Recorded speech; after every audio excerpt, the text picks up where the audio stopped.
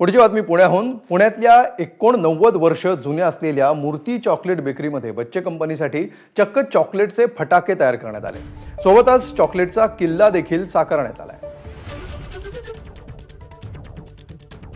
दिवाळी म्हटलं की सगळीचकडे फटाक्यांची आणि फराळांची रेलचेल असते आणि जर हेच कर्कश वाजणारे फटाके जर तुम्हाला गोडवा चाखायला देत असेल तर मी सध्या पुण्यातल्या सोमवार पेठेतील 89 वर्ष जुन्या असणाऱ्या मूर्ती चॉकलेट बेकरीत आहे आणि या ठिकाणी आपल्याला अशा गोष्टी दाखवणार आहे ज्या गोष्टी बघून तुम्ही अवाक व्हाल.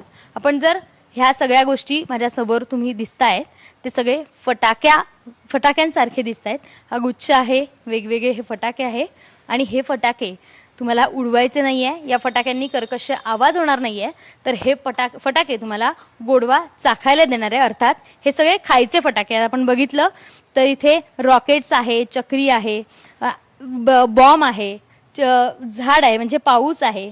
सोबतच हे छोटे छोटे जे बॉम्ब फटाक्यांचे वेगवेगळे जे प्रकार असतात ते या ठिकाणी चॉकलेटच्या रूपात केलंय. कधीपासून हे सगळं सुरू केलंय तुम्ही? 88 वर्ष पूर्ण झालेले आहे आमच्या बेकरीला आणि दरवर्षीप्रमाणे आम्ही चॉकलेट बनवत आलो आहे.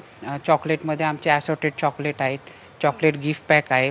हे सगळे चॉकलेटची ही जी फॅक्टरी आहे नवीन नवीन प्रयोग करतायत आणि अर्थातच बच्चे कंपनींना यंदा दिवाळीत खुश करताना दिसतेय. कॅमेरामन विजय राऊत सह शिवानी पांढरे, एबीपी माझा, पुणे.